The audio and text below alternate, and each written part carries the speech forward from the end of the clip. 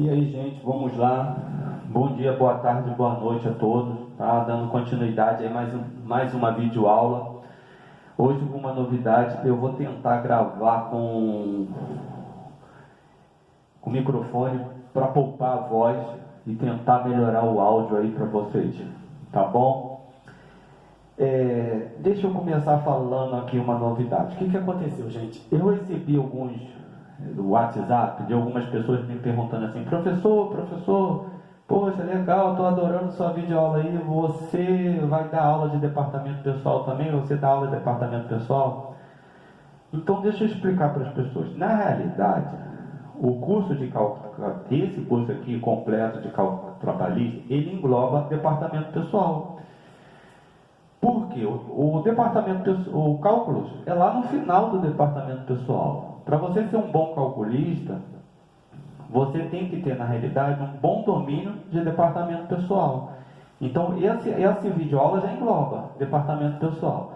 Mas como eu não falo nada de departamento pessoal, como eu coloquei aqui, as pessoas estão confusas. Então, agora eu vou botar também departamento pessoal e cálculos trabalhistas. Tá? Então, vai ser um curso que vão andar juntos. Quando eu for gravar a videoaula para postar lá no YouTube, o que eu vou fazer? Eu vou colocar uma videoaula normal, dando sequência à nossa videoaula, e vou fazer um curso agora separado de departamento pessoal. Para aquela pessoa que só está procurando departamento pessoal, ela vai chegar ali e vai procurar do departamento pessoal, vai assistir aquela videoaula. Mas na realidade, gente, é tudo junto, é misturado, é tudo a mesma coisa. Só que vai chegar uma parte que o departamento pessoal vai parar, vai dar continuidade aos cálculos trabalhistas, tá? Então eu vou tomar essa iniciativa aí para a gente abarcar outro grupo aí, as pessoas que só querem aprender o departamento pessoal. Vamos lá. Vou fazer só mais dois comentários rapidamente. Não sei se vocês viram sábado, dia 25/9, uma reportagem sobre um delegado da Polícia Civil de São Paulo em relação ao YouTube. O que aconteceu? Depois vocês dão uma olhada no YouTube aí. Quando eu falei no início da aula 1, que a gente tem que tomar cuidado com o YouTube, muito picareta aqui, né? Muita gente, assim, usa o YouTube, não tem controle. Então o cara faz o que quer. E o que esse cara estava fazendo? Ele gravava as operações policiais lá para postar no canal dele para sobressair como super-homem, né? Isso aí é tudo fins políticos. Daqui a pouco vai vir a deputado, vai vir alguma coisa assim. Mas na realidade a polícia descobriu que era tudo uma farsa. Esse dia ele forjou lá soltar uma pessoa do cativeiro. Então fez toda uma simulação, um aparato todo, viatura da polícia, um monte de policial, fazendo aquela encenação toda para postar um vídeo para o YouTube. Está respondendo processo lá, está até afastado da polícia. Então é aquilo que eu falo para você, tem muita enganação aqui no YouTube, muito gato por lebre. E também recebi uma ligação de uma pessoa que ela comprou um curso e está processando esse curso, porque ela achou que comprou gato por lebre, foi enganada. E eu já postei não nessa plataforma, não vou falar o nome da plataforma, questões de amanhã não ter problema de processo. Mas eu já comprei um curso, já postei na plataforma Simples e Super Professor, tá? Então assim, é a mesma coisa do YouTube, não tem controle nenhum. Só que lá nessa plataforma, o cara postou o curso como se fosse departamento pessoal, ela assistiu, não tem nada de departamento pessoal.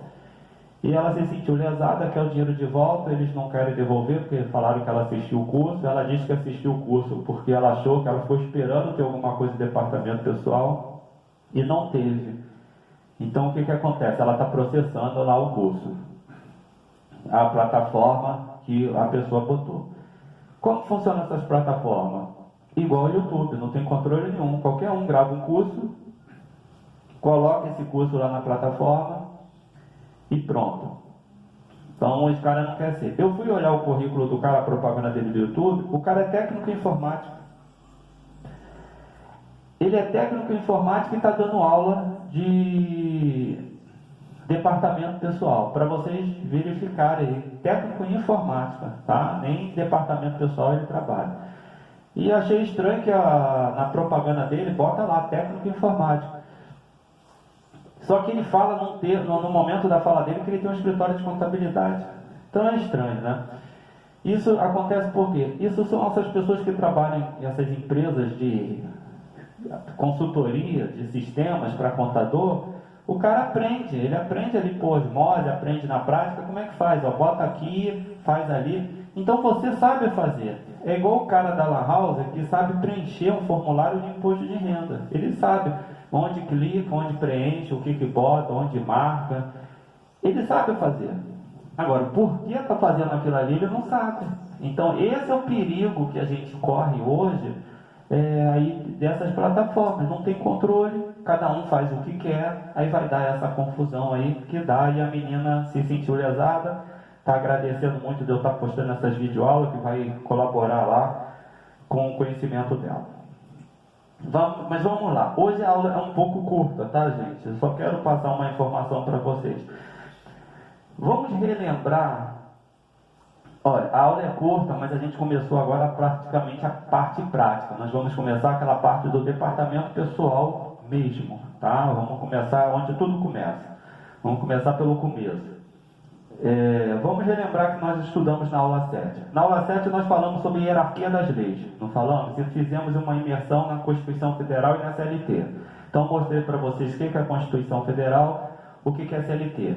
Vão ser as nossas ferramentas de trabalho aqui no curso de departamento pessoal. A gente vai estar toda hora manuseando, então é muito importante você também aí na sua casa buscar no Google lá CLT, Constituição Federal, principalmente o artigo 7º, que vai interessar a gente, para a gente complementar nosso estudo, tá? Só que nós vamos falar agora nesse momento da fase pré-contratual. Então, o que é a fase pré-contratual de uma relação de emprego? Nós vamos lá desde a entrevista de emprego no anúncio, tá? Vamos falar do processo seletivo, anúncio de emprego, entrevista e contratação. Tem alguns aspectos importantes aí que nós temos que abordar para você que vai trabalhar no departamento pessoal, para você que é advogado iniciante. Então, presta atenção aí, pega a visão aí. Mas antes de eu só complementar uma informação que ficou faltando da aula anterior. Eu deixei de propósito, tá, gente? Eu deixei de propósito por quê? Eu falei de CLT, né? E falei também da Constituição Federal. Quer dizer, dois temas importantes. Dois temas, ó, CLT e a Constituição Federal. São dois temas importantes. O que acontece? Que já mexe com a cabeça de vocês. Vocês não estão acostumados, então eu falei nesse tema, já deixo.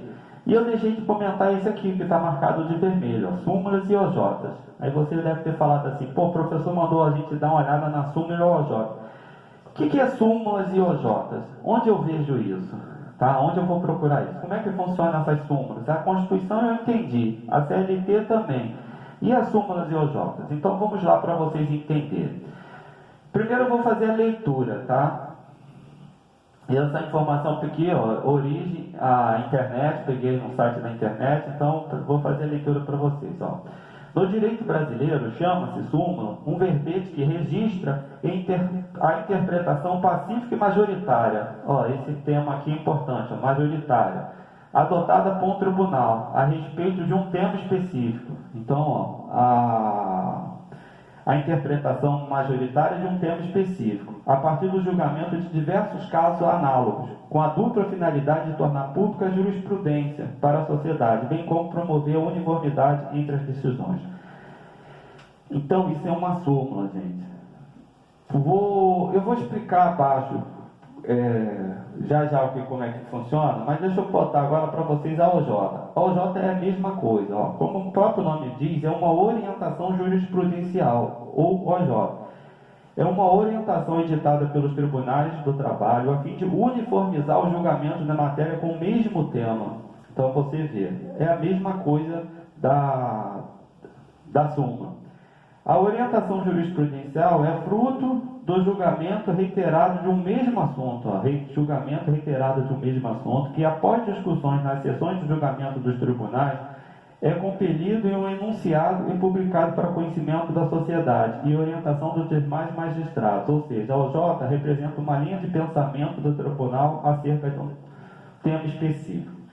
Então, se você for analisar aqui, as duas, tanto a súmula como a OJ, é a mesma coisa. Vamos imaginar, a gente vai pegar um tema específico, dando uma explicação grosseira para vocês agora. Vamos imaginar que chega no tribunal agora para decidir se essa tampa dessa caneta aqui, ela é azul ou ela é vermelha. Vai ter gente que vai olhar, vai falar que é azul, mas tem gente que vai falar que acha que é vermelha e vai vir com as suas justificativas. O direito é assim, as pessoas justificam tudo, tá?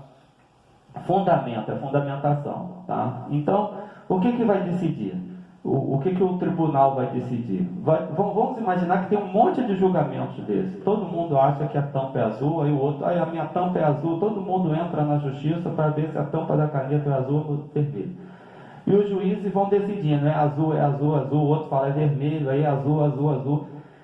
Mas as decisões que dizem que é azul são majoritárias. Entendeu? Então o que eles criam? Eles criam uma súmula para falar, olha, não vai ter mais discussão sobre isso aí, a tampa da caneta lá, a marca tal, é azul. Pronto. É isso que é a jurisprudência. Tá? Criou uma jurisprudência. Só que aí você vai olhar e vai falar, pô, mas tem súmulas e OJs. Qual é a diferença de uma para outra? As súmulas, elas têm que ter muito mais julgamentos e muito decisões. Um número maior de decisões para se tornar uma súmula. A orientação jurisprudencial não, pode ter, vamos imaginar, não sei a quantidade de julgamentos, não vou aqui chutar, falar coisas que eu não sei, tá? Mas vamos supor que houve 10 julgamentos idênticos, dizendo que a tampa é azul, entendeu? Então o que acontece? O tribunal lá, Superior do Trabalho, vai criar essa orientação, ou seja, o nome é uma orientação. A súmula já tem uma obrigatoriedade de você seguir a súmula. Ela já é praticamente vinculante, tá? Então você tem uma obrigatoriedade, ela é vinculante, você tem obrigatoriedade. A orientação não, a orientação não é vinculante. Então você tem que, aqui é uma orientação que o tribunal dá para os juízes seguir essa orientação, porque é o entendimento do tribunal. Mas possa ser que o juiz ele decida de forma diferente. Então, o que cria uma súmula e uma orientação jurisprudencial é só a quantidade de vezes que o tema se repete, tá? Então, eles vão ter que avaliar a orientação jurisprudencial, ela é criada com maior facilidade. O tribunal vai e decide, olha, criou essa orientação jurisprudencial. A partir de hoje, esse tema assim tem que ser julgado dessa forma assim. Agora, para criar a súmula, não. Tem um requisito a mais do que a orientação jurisprudencial, tá? Vamos dar uma olhada aqui para vocês agora aprenderem. Vamos imaginar aqui a súmula 386. O que ela diz, a súmula 386? Ela diz sobre o policial militar, reconhecimento do vínculo empregatício. Eu não vou ler a súmula, tá? Eu vou só já explicar para vocês diretamente que depois no decorrer das aulas a gente vai passar para outros temas e vai ser recorrente esses assuntos e a gente vai olhando. Antigamente muitas empresas contratavam policiais militares para fazer a sua segurança, botava lá no seu quadro, entendeu? E às vezes alguns policiais militares saíam de lá, recorriam à justiça pedindo vínculo de emprego. Qual era o entendimento que tinha na época? O policial militar, ele era proibido na época de trabalhar de carteira assinada, ter vínculo com empresa privada. O estatuto da polícia militar proibia, que era o chamado bico, entendeu? Então não podia. Mas alguns policiais recorriam à justiça. E qual era o entendimento de alguns juízes? Olha, estavam presentes todos os requisitos de empregado, que está lá presente no artigo 3º da CLT. Então, dava ao policial militar o direito dele receber a indenização dele como empregado, mesmo ele sendo proibido pelo estatuto da PM. O que o juiz falava? Ó, lá na PM ele resolve para lá, o problema é dele. Aqui eu estou resolvendo o meu lado. Meu lado aqui é ver a questão do direito do trabalho. E tem os requisitos do artigo 3º, que é a pessoalidade, onerosidade, subordinação. Então ele era funcionário. E aí o juiz batia o martelo. Tinha outros juízes que já entendiam diferente, entendiam que não cabia, que aquela relação de emprego era ilegal. Por quê? Porque o policial militar não poderia ter vínculo empregatício. Então vocês vejam, um juiz entendia de uma forma, outro entendia de outra. Vamos imaginar, eu entro na justiça e eu perco. Meu amigo aqui que trabalha junto comigo lá no batalhão entra na justiça e ganha. Então olha só, que justiça é essa? Que país é esse? Então, o que eles fazem, o Tribunal Superior do Trabalho, os desembargadores lá? Eles se reúnem e eles veem esses casos. Deveria ter muitos casos no Brasil todo, pipocando na justiça, muitas ações, mas sendo decididas de formas diferentes. Para um tinha o direito, para outros não tinha. Então, o que eles fizeram? Eles vamos criar um jeito aí para ficar tudo igual. Aí eles criam a súmula. A partir de hoje, todos os juízes têm que observar o que está aqui na súmula, que tem direito sim. Tá? Então, aquele juiz que votava o contrário, agora ele vai ter que observar isso aqui. Ele vai falar, pô, tem uma súmula aí, tá todo mundo votando a favor, não vou votar contra não, porque vou votar contra e eles depois vão reformar minha decisão, vão recorrer e vão ganhar. Tá? Então isso é uma súmula, né? Quando tem entendimentos diversos, eles vão criar uma súmula com aquele que tem majoritariamente um entendimento. Então, se o entendimento aqui é que tem vínculo, majoritariamente as decisões foram favoráveis ao vínculo, então não tem mais discussão. Tá? Botei a outra aqui, ó. Essa daqui também é interessante. A súmula interessa muito a você que vai trabalhar no departamento pessoal. Súmula 450 do TST. Você veja que interessante, gente, essa súmula aqui. Você vai lá ler a lei, é tudo aquilo que nós estamos estudando aqui. Você vai lá olhar a lei no artigo 137, 140, 145, por ali, que vai dizer das férias, o direito das férias. A lei, ela não consegue assim, cercar de todas as formas, de todas as possibilidades que pode acontecer. Ela não consegue, porque são muitas possibilidades de coisas, eventos que podem acontecer no nosso dia a dia. Então a lei, ela não consegue prever, enxergar tudo o que pode acontecer, até porque aqui é Brasil, né, gente? Aqui o pessoal tem uma criatividade enorme.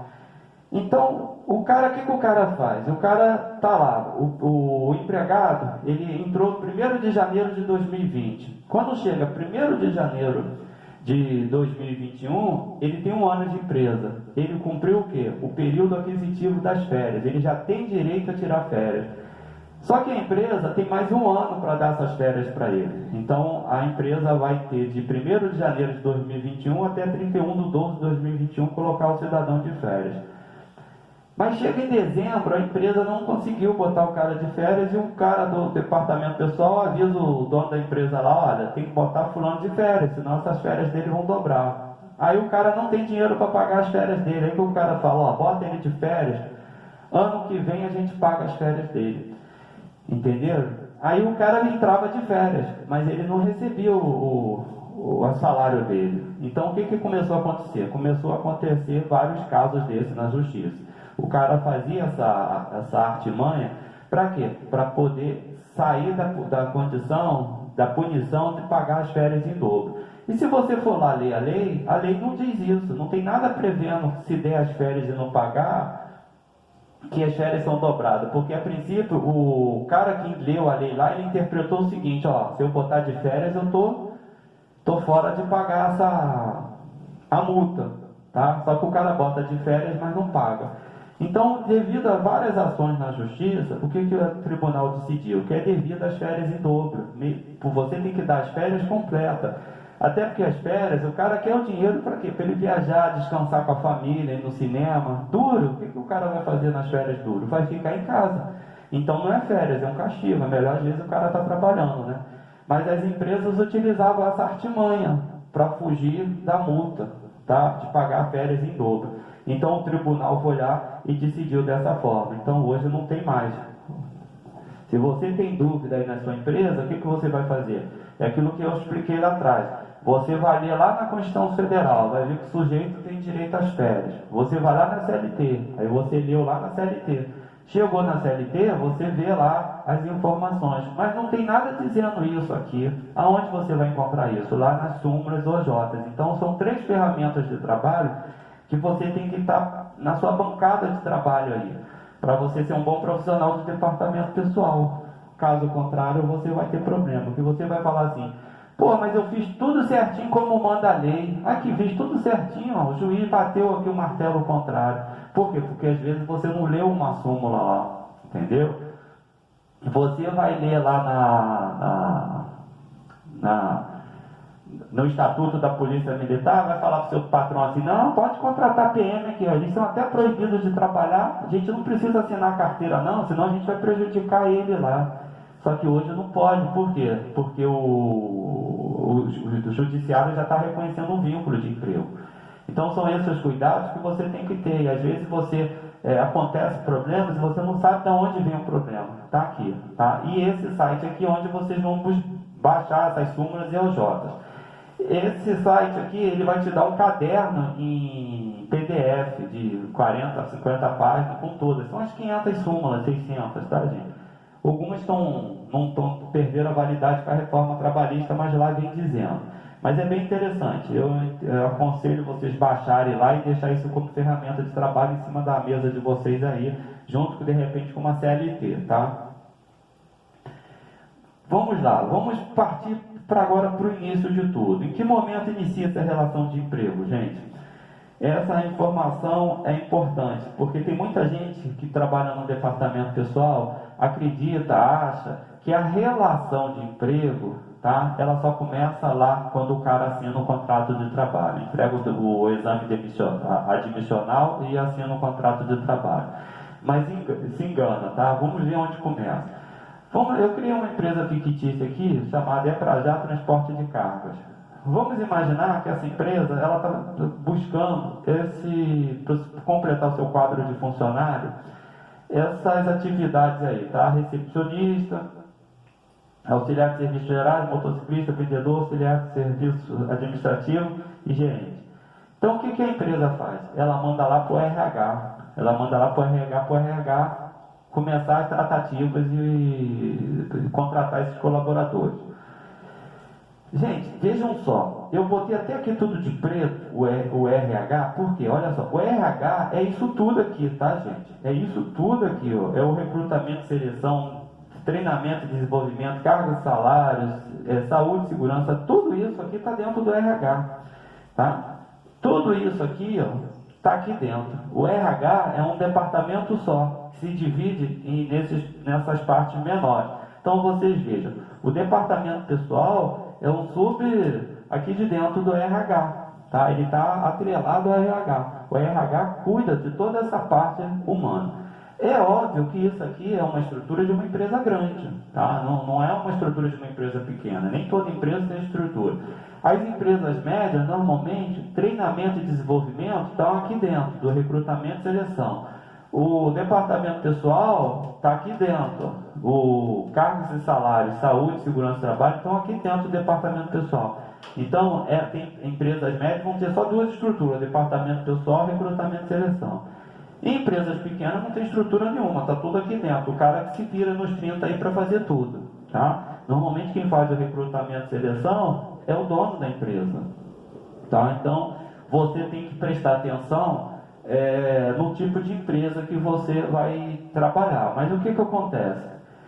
Todo esse percurso aqui acontece, independente da empresa ser grande ou pequena, se o departamento é assim departamentalizado ou não, esse percurso vai acontecer. A pessoa vai precisar do funcionário, vai entrar em contato com o departamento pessoal, ou se é o próprio dono que vai fazer isso, não importa, alguém vai fazer, e vai passar por toda essa etapa aqui, o recrutamento e seleção, o treinamento, aí vai lá falar do cargo e salário, vai mandar fazer o exame médico lá para ver se está tudo ok, e leva a papelada para o departamento pessoal. Então tem todo esse percurso, uns mais longos, outros nem tanto longos assim, mas que tem, tá? Mas aonde inicia a relação de emprego aí? Você veja, o cara, a empresa vai lá, coloca o anúncio no jornal, não é isso? Ele vai colocar o anúncio no jornal, ele vai contratar as pessoas. Vamos imaginar aqui, ó, hipoteticamente, que chamaram essas pessoas aqui, fez lá a seleção, chamou essas pessoas para começar a trabalhar, Emília, Geide, Tim, Júlia, Ana e Cristal, tá? E começou todas as tratativas. Foram lá, o Recursos Humanos então recrutou essas pessoas, começou o treinamento, passou por cargos e salários, saúde e segurança do trabalho e o departamento pessoal assinou o contrato. E aí, o que vocês acham? Onde começou a relação de emprego aí nessa situação? Tá, gente? É muito importante essa informação. A relação de emprego, ela começa aqui, gente. Ela começa lá no anúncio do jornal. Tá? Quando o cara é contratado para a empresa, tá? Quando ele foi chamado e ele começa a fazer todas essas tratativas aqui dentro da empresa, que ele começa, ele foi recrutado, quando ele começa a fazer tudo aqui, ó, ele já está dentro da empresa praticamente. Então a empresa tem que tratar com respeito, com dignidade, todo e qualquer ato que você aqui lesar aqui essa pessoa já pode procurar a Justiça do Trabalho e já mover uma ação contra a empresa. Tá? Então você tem que tomar cuidado com a forma que você não coloca um anúncio no jornal, para não ser anúncio preconceituoso, discriminatório. E aqui, ó, gincana, se você vai fazer uma dinâmica de grupo, alguma coisa, você tem que fazer de uma forma que você não fira a dignidade das pessoas, tá? Então todo o trâmite que passa aqui, a pessoa já está dentro da empresa, e a empresa já corre algum risco com essa pessoa, tá? Principalmente em ganhar um processo. Eu tenho um fato que quando tiver mais tempo, eu vou contar de um recrutamento e seleção de uma pessoa que foi contratar uma menina e pediu que a menina subisse numa balança para ver o peso, entendeu? Ele tinha 2 pessoas para contratar e ele fez uma brincadeira que ele ia contratar, as duas eram fofinhas, ele ia contratar que pesasse menos, porque ele servia comida lá na empresa dele e ele queria que aqui comesse menos. Aí pediu a menina para subir na balança. Uma subiu, a outra virou as costas e foi embora, não quis o emprego. Só que essa que subiu ficou sofrendo bullying 1 ano trabalhando na empresa. Ela pediu rescisão indireta, entrou na justiça e está pedindo danos morais. Como ela tinha contato com a outra menina que foi lá, a outra menina que nem trabalhou na empresa, estava processando a empresa também por danos morais, por causa dessa situação. Porque ela foi procurar a menina para ser testemunha. Só que o advogado, quando ouviu o caso, falou assim, opa, vou processar essa menina também. Ela vai processar essa empresa também. Então ela está sendo testemunha da colega e ainda vai processar a empresa junto com a menina. Tá? Então você tem que tomar cuidado na hora dessas brincadeiras, porque a pessoa aqui já está dentro da empresa.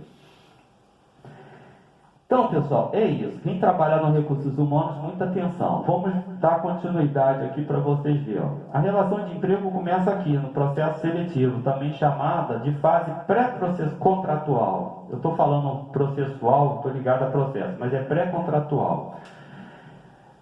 Tudo começa com a necessidade da empresa e definição do perfil profissional que a empresa procura, divulgação do perfil, anúncio em jornais, etc. Triagem ou seleção, teste psicotécnico e dinâmica de grupos, entrevista individual, negociação salarial e contratação em conclusão. Então vocês vejam só, quantas fases você faz dentro de uma entrevista para você fazer o processo seletivo, tá? Seja você o dono da empresa, seja você do TP, ou seja você uma empresa grande que é toda departamentalizada, que tem pessoas especializadas para fazer cada processo. Tem que se tomar cuidado, que numa fase dessa daí você pode ofender alguma pessoa com a palavra, entendeu? Não sei, com algum teste. Então você tem que tomar muito cuidado, que a pessoa pode sair de lá ofendida, como aconteceu comigo. Eu vou contar mais para frente um caso que aconteceu comigo recentemente, no início de 2020, que eu poderia ter respondido um processo. Mas vou deixar para contar mais para frente. Vamos lá. Então, fase pré-contratual. É de extrema importância que um curso de cálculo trabalhista ou departamento pessoal agregue peculiaridades que vão desde a contratação até a despedida. Sabe por quê? Mesmo um anúncio de emprego feito de forma errada, equivocada, pode gerar prejuízo ou propiciar indenizações.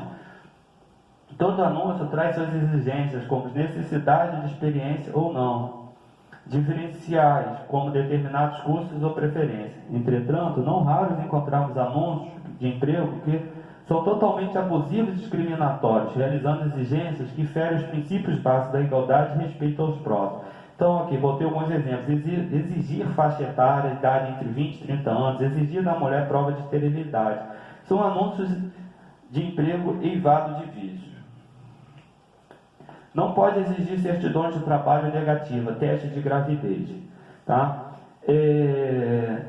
Às vezes, gente, a gente está falando aqui de jornal, né? E você pode estar se colocando assim, será que é só aquela mídia impressa, o jornal antigo, que hoje quase não tem, né? Hoje é tudo pela internet. Às vezes eu vejo anúncio pelo Facebook e as pessoas colocam. Eu até recentemente eu falei com a pessoa queria para uma lojinha dela, ela tem uma loja aqui, até em Niterói, vende roupa, e ela botou um anúncio e queria que a menina levasse. Estava lá no Facebook. E eu falei para ela, eu queria que a menina levasse o teste, para comprovar que não estava grávida. Entendeu? Eu falei, nossa, você é louca, você vai ganhar um processo.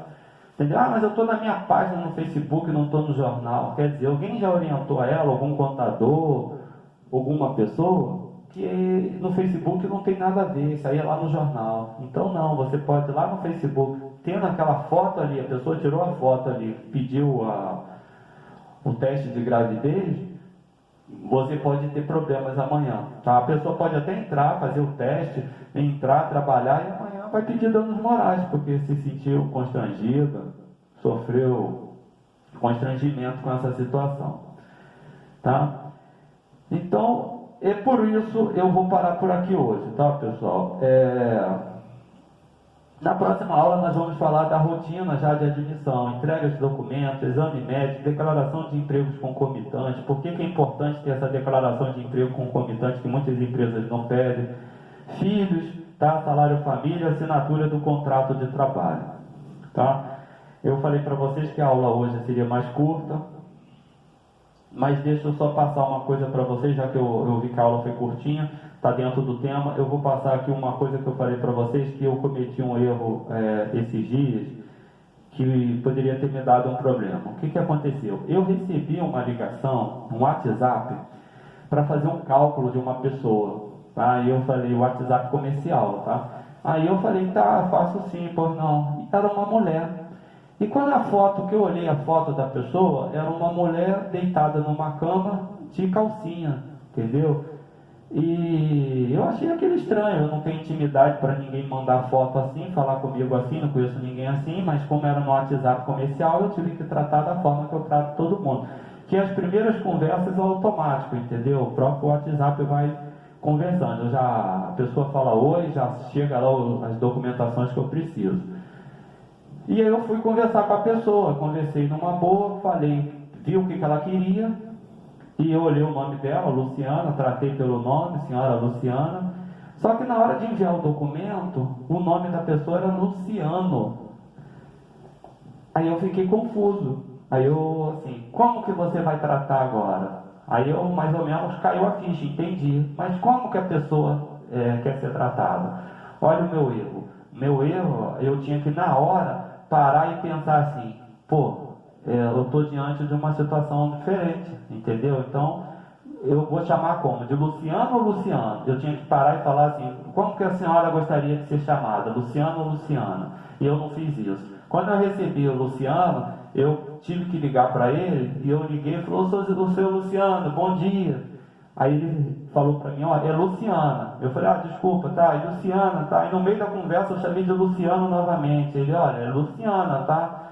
Aí na terceira vez que eu chamei de Luciana, pronto, ele ficou muito chateado, falou um monte de coisa, falou, doutor, você sabe que tem uma lei que te obriga a você me chamar pelo meu nome social? Eu acho que você está de sacanagem com a minha cara, está de brincadeira, se você não quer fazer o cálculo, não faz. Aí vem para aquele lado de você ser preconceituoso, ser homofóbico, esse tipo de coisas todas. E poderia ter respondido no processo. Claro que não era meu caso, é um caso diferente. Na realidade, eu estava aqui no trabalho, no meio de um monte de confusões, nunca que tinha acontecido isso, fiquei surpreso. Mas você que vai trabalhar no departamento pessoal hoje, você tem que ficar atento ao que vai acontecer. Porque você pode ver, igual eu vi uma menina, que realmente era uma mulher perfeita, era uma Roberta Close, que se você olhar como eu olhei pela foto, não sei presencialmente, mas era uma mulher perfeita.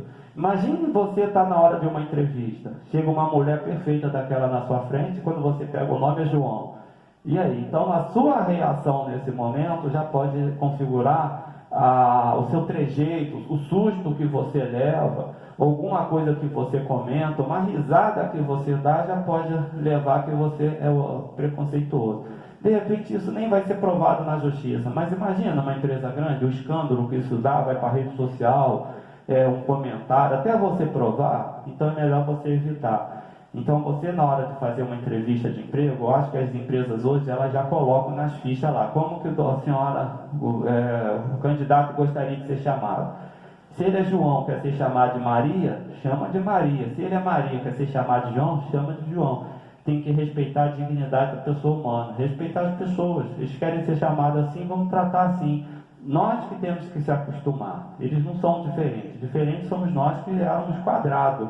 E agora nós somos redondos. Deixa as coisas fluírem, rodar. Eu aprendi. Hoje, quando chega qualquer WhatsApp, mesmo eu vendo que o cara é homem, barbado, forte pra caramba, eu vou perguntar como que o senhor gostaria de ser chamado. Pronto, a pessoa vai me responder, eu vou chamar de João, de Pedro, de Maria, de Zezinho, de Zé Arruela. Eu tenho um irmão, praticamente, a gente só chama um ou outro de Zé. Para não ter confusão, Zé, pronto, é mais fácil, para chamar de Zé é mais fácil. Então, eu acho que é a única observação que eu queria deixar aqui nessa parte aqui. Tá? Então, resumindo todo o curso, tem que tomar cuidado com o anúncio de emprego, tem que tomar cuidado em toda essa parte do recrutamento e seleção, e tomar cuidado principalmente dessa parte que eu falei agora, porque a gente está vivendo um mundo diferente, a gente tem que se adaptar ao mundo, não eles se adaptar a gente. Nós que temos que se adaptar a eles, fazer inclusão, todo mundo junto, misturado, e a gente saber lidar. Tá? Eu não tenho problema nenhum com isso, quem me conhece sabe que Deus me livre. Eu lido muito bem com todo mundo em relação a isso, eu respeito as pessoas. Fui pego de repente porque eu até achei que era uma brincadeira, porque imagina, você está do lado da sua mulher e recebe um WhatsApp daquele. Primeiro começou com oi, aí sua mulher está do seu lado, quem é que mandou um oi? É complicado, né? Mas foi tudo resolvido, eu acabei fazendo um cálculo, ficou satisfeito, ficou todo mundo feliz no final da história, tá? Então, na próxima aula nós vamos dar início aí na parte contratual, tá, pessoal? Nós já vamos falar nas documentações necessárias da rotina de admissão. Tudo isso é importante para você do departamento pessoal, para você advogado, na hora da sua entrevista lá com o cliente dentro do seu escritório, você tem que entender tudo como funciona na hora da rotina da admissão.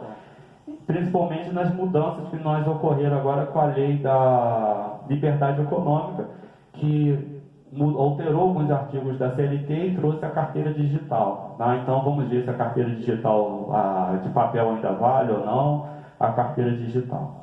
Fico com Deus aí, até a próxima aula. Tá? E a gente vai tocando o barco aí para frente. Fiquem com Deus aí, abraço.